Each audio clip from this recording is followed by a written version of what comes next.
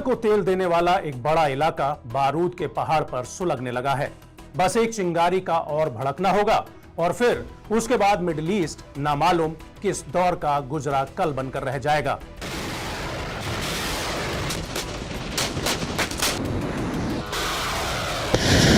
इसकी बड़ी वजह यह है कि ज्वालामुखी बन चुके मिडिल ईस्ट की आग में ईरान और इजराइल तेल डालकर भड़काने में लगे हुए हैं।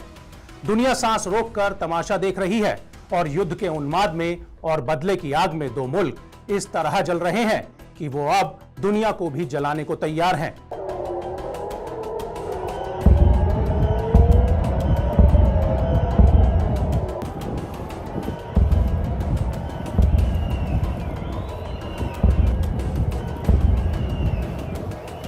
खास बात यह है कि साल 1980 तक कभी ईरान और इजराइल बहुत अच्छे दोस्त भी हुआ करते थे, लेकिन वक्त के साथ जब हुकूमत बदली तो फिर नजरिया भी बदला और नफरत भी पनपी।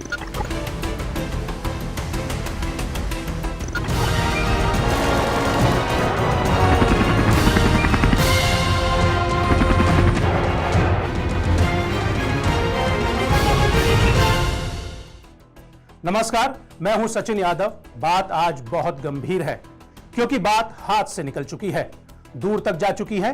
पहली दफा ईरान ने इजराइल पर डायरेक्ट अटैक किया है, तो पहली दफा ईरान और इजराइल एक दूसरे के खून के प्यासे बन चुके हैं। दोनों एक एक बार अपने बदले का दीदार कर चुके हैं और अब बारी है तो उस फाइनल असॉल्ट की जो कि मिडिल ईस्ट में भयंकर तबाही मचा सकता है।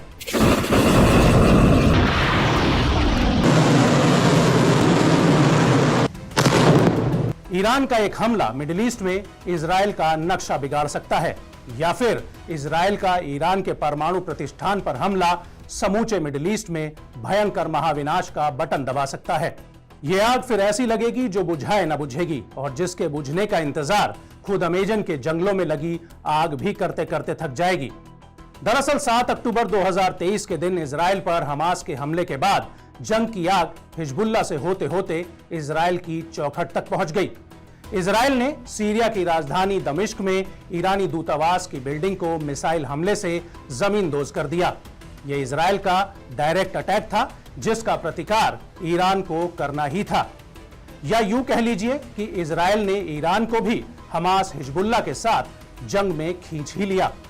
इसके बाद ईरान ने जो बदले की कार्रवाई की उसने इजराइल को झकझोर कर रख दिया।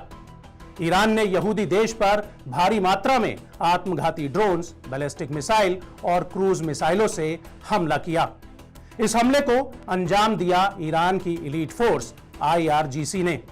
इस्लामिक रेवोल्यूशनरी गार्ड कॉर्प्स ने इजराइल पर ड्रोन और मिसाइलों की झड़ी लगा दी। सबसे खास बात यह है कि IRGC ईरान की पारंपरिक आर्मी नहीं है। ईरान में IRGC की ताकत ईरान की पारंपरिक आर्मी से कहीं ज्यादा है। IRGC के कद का अंदाजा आप इसी बात से लगा सकते हैं कि उसकी अपनी नेवी, अपनी एयरफोर्स और अपनी थल सेना है।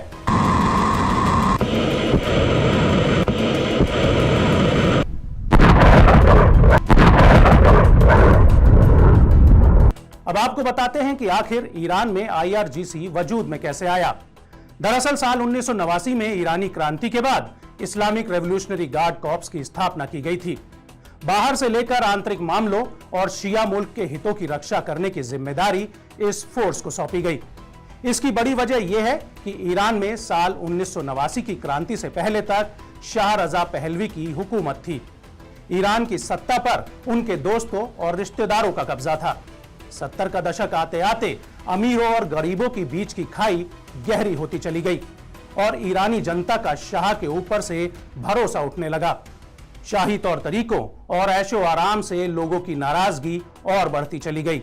इसके बाद लोगों का भरोसा पेरिस में निर्वासन की जिंदगी जी रहे शिया धार्मिक नेता आयतुल्लाह खुमैनी पर बढ़ा। दरअसल खुमैनी ने जनता को भरोसा दिया कि ईरान में किस तरह से इस्लामिक मूल्यों को अपनाते हुए भी आर्थिक और सामाजिक सुधार किए जा सकते हैं। खुमैनी का यह दर्शन जनता को रास आ गया और देखते ही देखते ईरान में खुमैनी का राज छा गया। इसके बाद 70 का दशक खत्म होते होते ईरान में जबरदस्त हिंसा भड़की और शाह के खिलाफ विरोध प्रदर्शन शुरू हो गए। लगातार हड़तालों से इकोनॉमी ठप हो गई। वक्त के साथ खुमैनी की रायशुमारी हो गई और उनको आजीवन ईरान का धार्मिक नेता घोषित कर दिया गया। शाह मोहम्मद रजा पहलवी के पतन के तुरंत बाद IRGC की स्थापना की गई। ये कानून और न्यायपालिका की सीमा से परे काम करती थी। यह सिर्फ ईरान के सर्वोच्च नेता के प्रति उत्तरदायी है और इसकी कमान संरचना चुने हुए राष्ट्रपति को दरकिनार करने का मादा भी रखती है। IRGC को एक मजबूत सैन्य यूनिट बनाने का काम किया साल 1980 से 88 तक लड़े गए ईरान इराक युद्ध ने। इस युद्ध के बाद IRGC पश्चिमी देशों की सेनाओं की तरह बाकायदा एक कमांड यूनिट के साथ एक पेशेवर लड़ाकू फोर्स के रूप में काम करने लगी थी। International unit for strategic studies के अनुसार यह ईरान की रेगुलर आर्म्ड फोर्सेस के समानांतर एक अलग फोर्स बनी हुई है, जिसकी कमान में 1,90,000 से ज्यादा सैनिक हैं। IRGC की शाखाओं में ईरान के 31 प्रांतों और तेहरान में मौजूद 1,50,000 से अधिक की थल सेना है। इसके अलावा बासिज अर्धसैनिक बल है जो दावा करता है कि वो लगभग 6 लाख स्वयंसेवकों को जुटाने का काम कर सकता है। ईरान की नियमित सेना की नौसेना से अलग IRGC का अपना नौसैनिक बल है, जिसमें लगभग 20,000 नाविक हैं, जिन पर ईरान की समुद्री सीमाओं पर गश्त करने की जिम्मेदारी है, जिसमें स्ट्रेट ऑफ हर्मुज भी शामिल है, जहां से दुनिया का लगभग 1/3 समुद्री तेल हर साल गुजरता है। IRGC के पास 15,000 कर्मियों की एक वायुसेना भी है, जो नियमित सेना की एक समानांतर शाखा से अलग है। ये वायुसेना ईरान के बैलिस्टिक मिसाइल कार्यक्रम को भी संभालती है। इसके अलावा IRGC की एक साइबर कमान भी है, जो ईरान की सैन्य और वाणिज्यिक जासूसी के लिए काम करती है। IRGC ने अपनी ताकत ईरान में ही नहीं बढ़ाई, बल्कि उसका दखल ईरान के पड़ोसी देशों में भी साफ तौर पर दिखाई देता है। IRGC की एक विदेशी शाखा है जिसे कुद्स फोर्स के नाम से जाना जाता है, जो लेबनान से लेकर इराक, यमन और सीरिया समेत मध्य पूर्व तक फैला है, जो अपने सहयोगी मिलिशिया को हर संभव मदद करती है।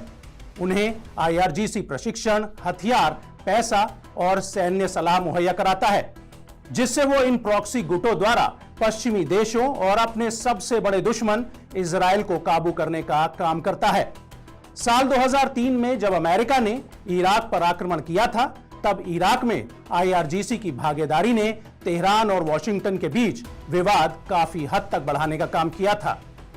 2007 में अमेरिकी राष्ट्रपति जॉर्ज W. बुश ने कुद्स फोर्स पर अमेरिकी बलों को मारने के लिए शिया मुसलमानों को सड़क के किनारे बम प्रदान करने का आरोप लगाया था और अमेरिकी सरकार के अंदर और बाहर के विशेषज्ञों ने सवाल उठाए थे कि क्या ऐसे आदेश सीधे तेहरान से आए थे। और उसके बाद डोनाल्ड ट्रंप प्रशासन ने 2003 और 2011 के बीच इराक में 608 US सैनिकों की हत्या के लिए सीधे सीधे IRGC को दोषी ठहराया था। इसके बाद हाल के घटनाक्रम पर नजर डालें तो ऐसी कई रिपोर्ट्स सामने आई हैं, जिनमें हमास के द्वारा इजराइल पर किए गए अब तक के सबसे बड़े हमले में भी IRGC ने अहम भूमिका निभाई है। यहां तक कि IRGC के एक पूर्व अधिकारी एजातुल्लाह जरगामी ने गाजा में भूमिगत सुरंगों में मिसाइल के उपयोग सहित हमास को सैन्य प्रशिक्षण प्रदान करने की बात भी स्वीकार की थी। अब आप खुद ही सोच लीजिए कि ईरान एक साथ दो समानांतर सेनाओं का संचालन कर रहा है, जिसमें IRGC का रोल सबसे बड़ा है। इसकी बुनियाद ही इस्लाम की हिफाजत के लिए पड़ी है। ऐसे में हमास और हिजबुल्लाह जैसे संगठनों की मदद के लिए IRGC किसी भी हद तक जा सकता है।